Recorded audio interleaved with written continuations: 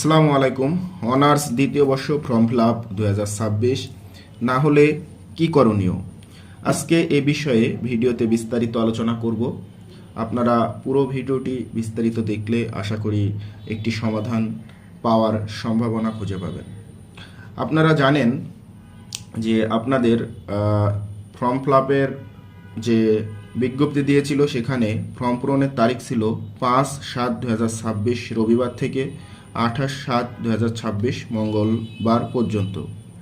কিন্তু অনেকেই আপনারা ওয়েবসাইটে ঢুকে ফর্ম ফিল আপ করতে গিয়ে দেখছেন যে আপনাদের ডাটা দেখাচ্ছে না, ফর্ম পূরণ যে করবেন এটার ডাটা দেখাচ্ছে না। সেক্ষেত্রে করণীয় কি?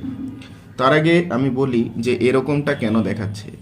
এরকমটা দেখানোর কারণ হতে পারে আপনি যখন আপনাদের দুইটা ইনকোর্স পরীক্ষা অনুষ্ঠিত হয়েছে তখন হয়তোবা আপনি দুইটা ইনকোর্স পরীক্ষায় অ্যাটেন্ড করেন নাই, অথবা দুইটা ইনকোর্স পরীক্ষায় অ্যাটেন্ড করছেন কিন্তু আপনি ইনকোর্স পরীক্ষায় পাশ করতে পারেন নাই, অথবা আপনাদের উপস্থিতির উপর যে মার্ক রয়েছে সেটা দেয় নাই।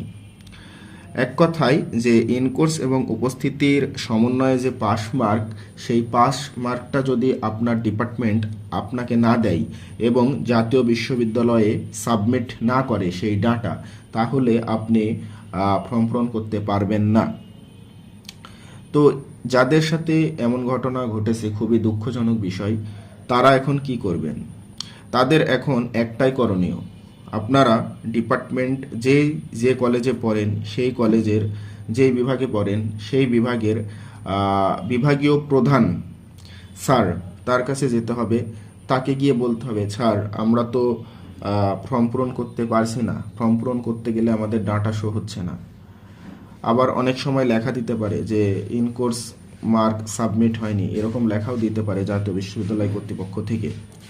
তো আপনারা এটা ডিপার্টমেন্ট প্রধানকে বলবেন। ডিপার্টমেন্ট প্রধান কে অনুরোধ করে বলবেন, স্যার আমাদের একটা ব্যবস্থা করে দেন যেন আমরা ফর্ম পূরণ করতে পারি, আমাদের যেন একটা বছর লস না হয়ে যায়। সেই ক্ষেত্রে ডিপার্টমেন্ট প্রধান উপর মহলের সাথে কথা বলে আপনাদের পরীক্ষা পুনরায় নিয়ে ইনকোর্স মার্ক সাবমিট করতে পারেন।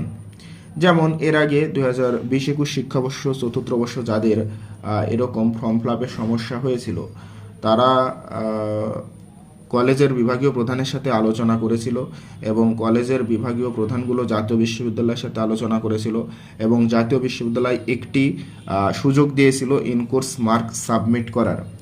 সেটা আপনাদের সাথেও ঘটতে পারে যদি আপনারা সবাই একত্রিত হয়ে ডিপার্টমেন্ট প্রধানের কাছে যান এবং তাকে রিকোয়েস্ট করেন যে আমাদের ইনকোর্স পরীক্ষা আবার নেওয়ার ব্যবস্থা করেন, অথবা আমাদের ইনকোর্স পরীক্ষার পাস মার্ক জাতীয় বিশ্ববিদ্যালয়ে সাবমিট করার ব্যবস্থা করেন।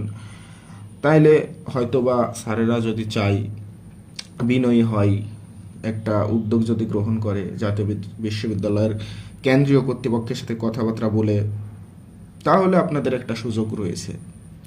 তো আশা করি মেন কি বিষয় আমি বোঝাতে চেয়েছি আপনারা ধরতে পেরেছেন।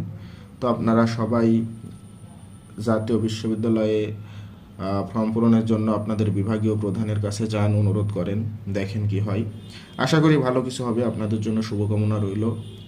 আপনারা জাতীয় বিশ্ববিদ্যালয়ের সকল আপডেট খবর এবং চাকরির খবর পেতে চ্যানেলটি সাবস্ক্রাইব করে রাখুন, সকল আপডেট পেয়ে যাবেন ইনশাআল্লাহ। সকলকে ধন্যবাদ। আসসালামু আলাইকুম।